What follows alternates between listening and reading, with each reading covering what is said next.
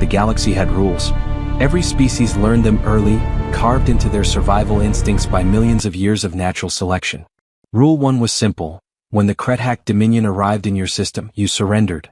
Not because surrender guaranteed survival, but because resistance guaranteed extinction.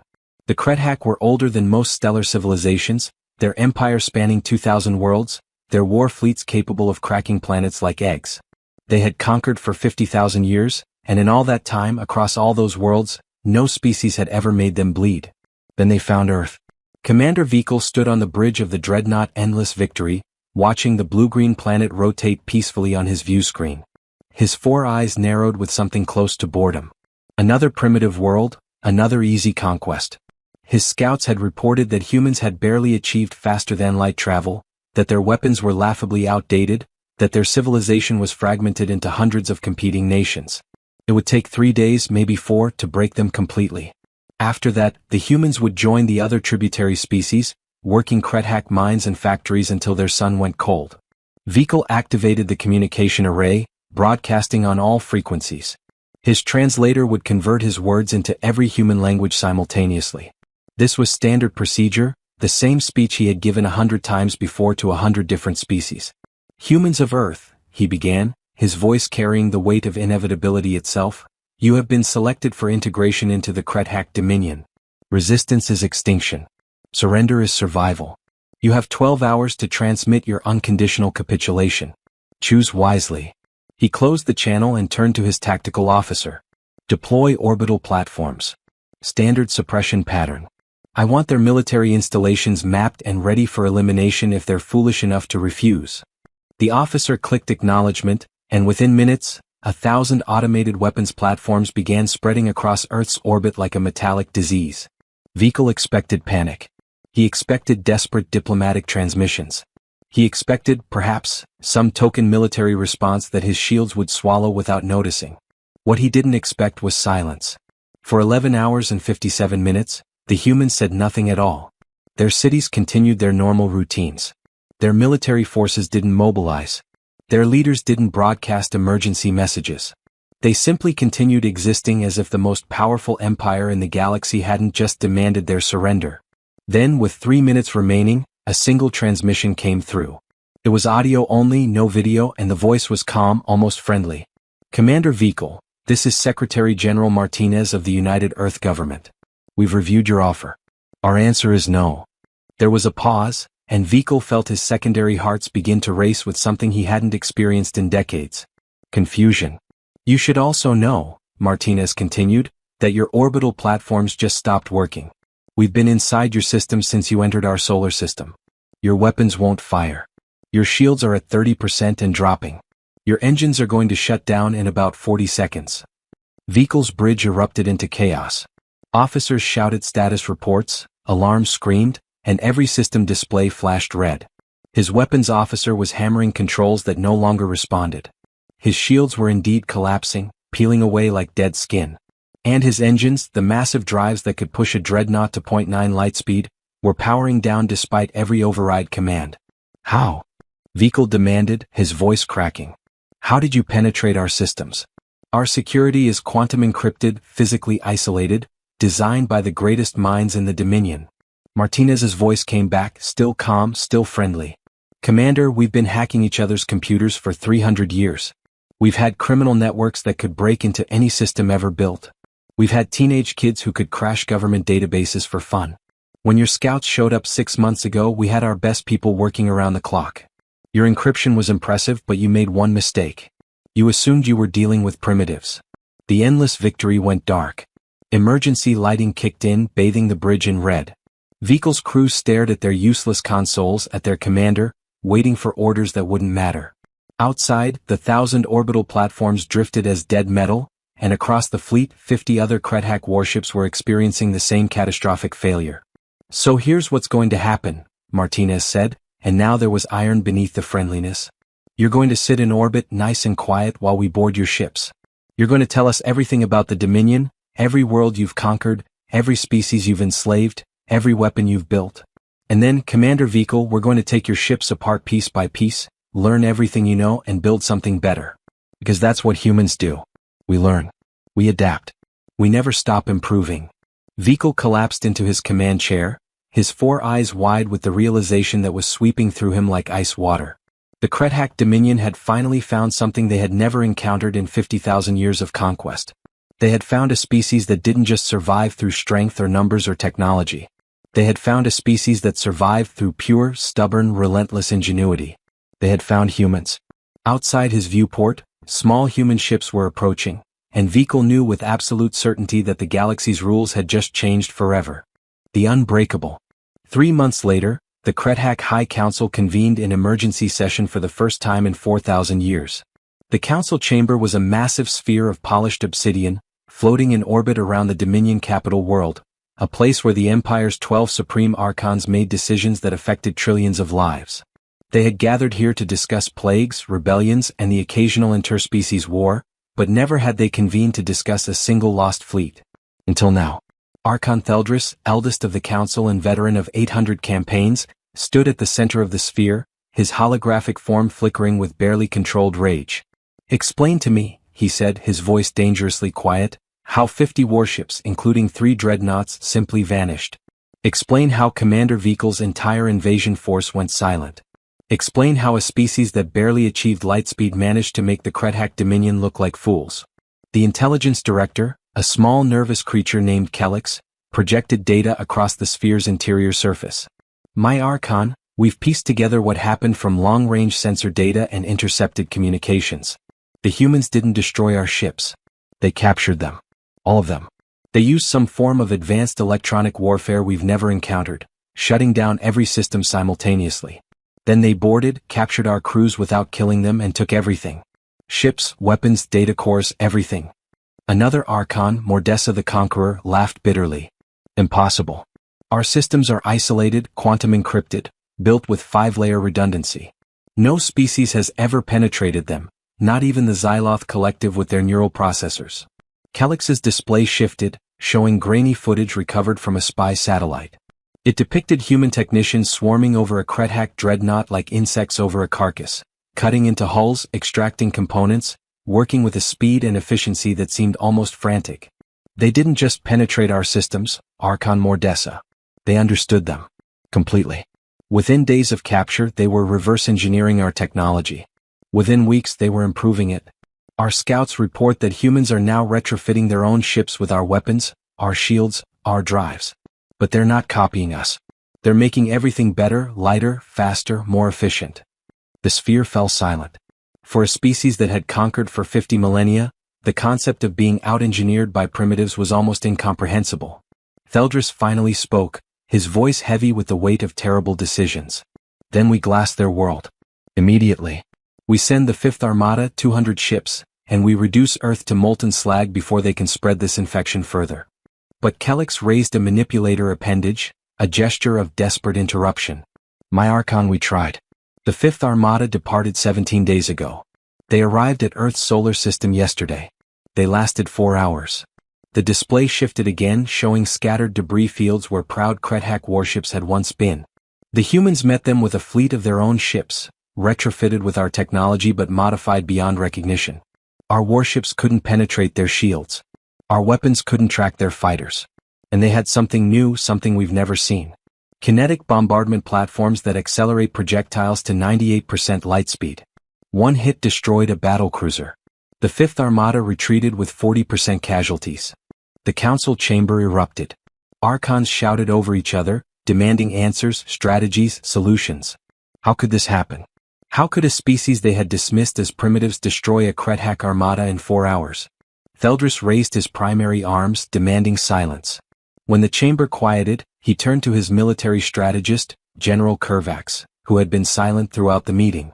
"General," Theldris said carefully, "you've studied human history. You've analyzed their military records. Tell us what we're facing." Kurvax stepped forward, his scarred carapace bearing the marks of 100 battles. He had conquered 30 worlds personally, and his tactical assessments were legendary. But now his voice carried something the council had never heard from him before. Fear. Archons were not facing a typical species. Humans don't follow the normal patterns of warfare. Most species, when threatened with extinction, either surrender or fight with everything they have in one decisive battle. Humans do neither. They adapt. Constantly. Relentlessly. I've studied their wars and every single one follows the same pattern. They start losing, they learn from their mistakes, they develop new tactics, new weapons, new strategies, and then they win. He projected images across the sphere, showing human conflicts throughout their history. Medieval knights adapting to gunpowder. Biplanes evolving into jet fighters. Nuclear weapons emerging from peaceful atomic research. They call it innovation, but it's more than that. It's survival instinct weaponized. They don't just fight wars, they revolutionize warfare itself.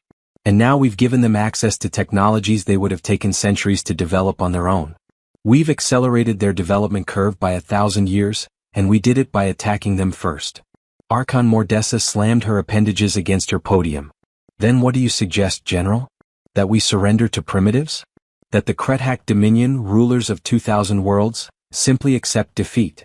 Kervax turned to face her directly, his eyes hard with certainty. I suggest we negotiate. Immediately. Before they bring the fight to us. Because make no mistake, Archons, that's exactly what they're going to do. Humans don't just defend their territory. Once they decide you're an enemy, they don't stop until you're no longer a threat. And right now, we're the biggest threat in their galaxy. As if summoning his words into reality, alarms began screaming throughout the council chamber. A communications officer burst into the sphere, his voice panicked.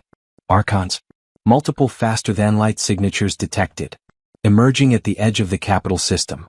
Configuration matches modified Krethak dreadnoughts with human energy signatures. Theldris felt his blood run cold. How many ships? The officer's voice cracked. 112, my Archon. And they're broadcasting a message. Audio only. They're asking to speak with whoever's in charge. The sphere's central display activated, and a human voice filled the chamber. It was female this time, calm and professional, speaking flawless Krethak standard. Attention Krethak High Council. This is Admiral Chen of the United Earth Defense Force. We're here to discuss terms. You tried to conquer us. You failed. You tried to destroy us. You failed again.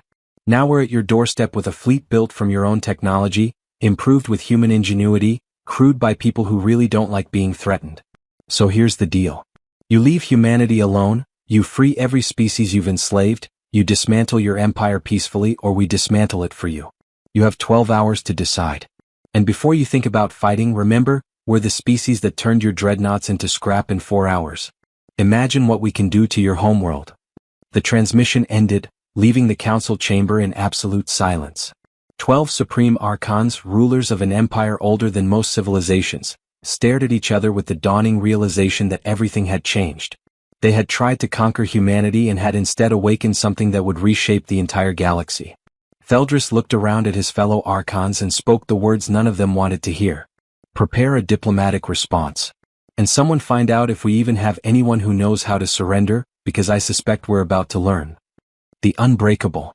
The surrender was signed 6 hours later, not because the Krethak were cowards, but because Archon Theldris was old enough to recognize inevitable defeat when it stared him in the face.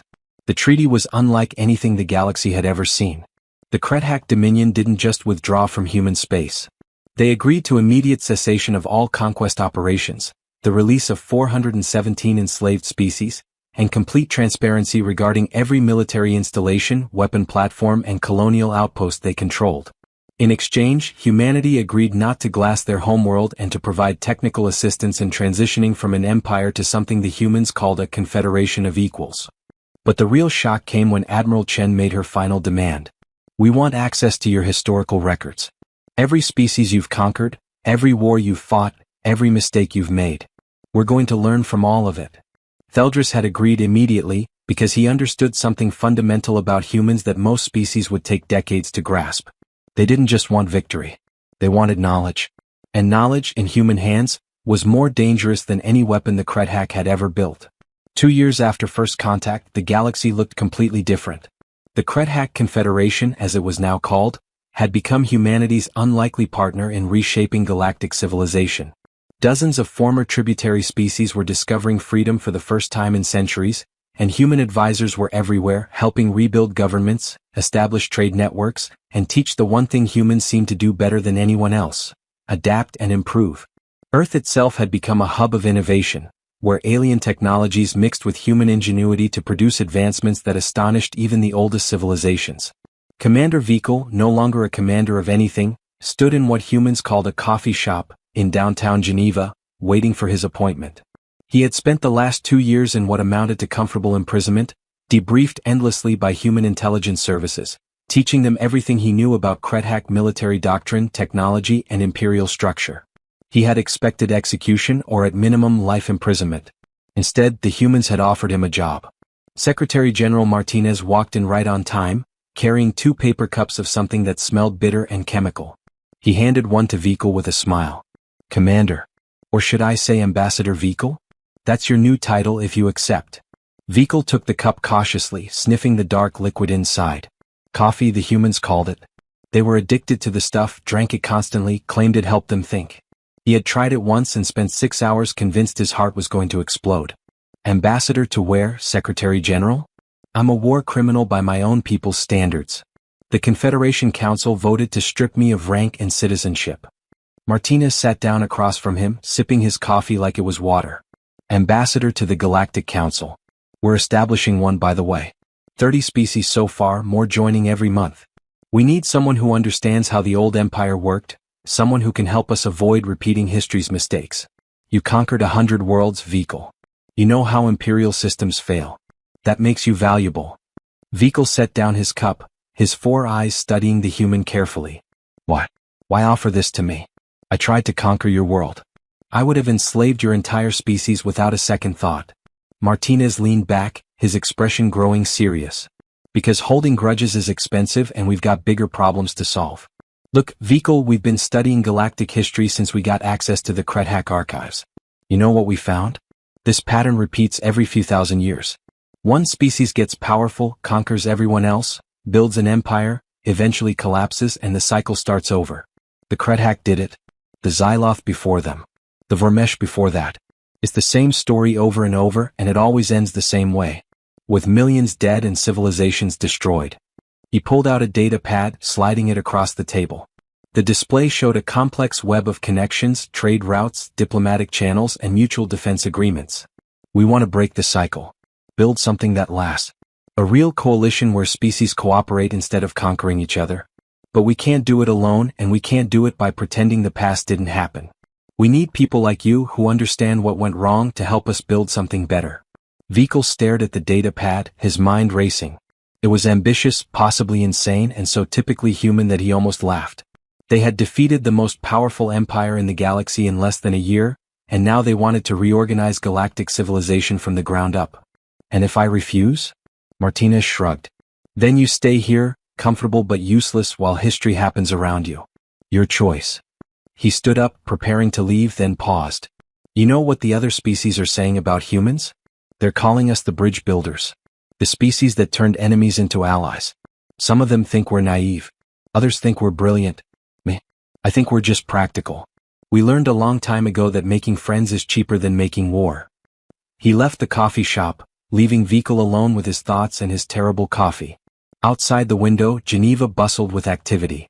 Humans hurried past, mixed with dozens of alien species now living openly on Earth. Kretak, Xyloth, Vormesh, species that had been enemies for millennia, now sharing sidewalks and conversations. It was chaotic and messy and completely improbable, and somehow it was working. Vikal picked up the data pad again, scrolling through the proposed structure of this galactic council. It was brilliant in its simplicity. No single species in charge.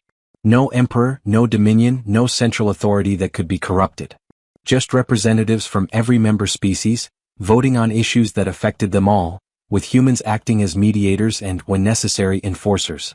They had even built in safeguards, systems to prevent any one species from accumulating too much power, learned from studying the failures of every empire that had come before. He realized something then, something that made his secondary heart sink with a mixture of awe and resignation. Humanity hadn't just defeated the Kretak Dominion. They had made them obsolete. They had proven that there was a better way to organize galactic civilization, a way that didn't require conquest or subjugation or endless cycles of war and collapse. And they had done it not through superior weapons or overwhelming force, but through something far more dangerous. Ideas. Vikal stood up, leaving his barely touched coffee on the table, and walked out into the Geneva afternoon. He would accept the position. Not because he believed in human idealism, but because he was smart enough to recognize when history was turning a corner. The age of empires was over. The age of cooperation was beginning. And humans, those strange adaptable primates from a backwater world, were going to be at the center of it all. Above the city, a mixed fleet of human and Kretak ships patrolled in perfect coordination, protecting a planet that had been marked for conquest and had instead become the capital of a new galactic order. Vikal watched them pass overhead, their formation precise and professional, and allowed himself a small smile. The Kretak had come to Earth expecting to find primitives. They had found something far more terrifying instead. They had found the future. And the future, as it turned out, was unbreakable.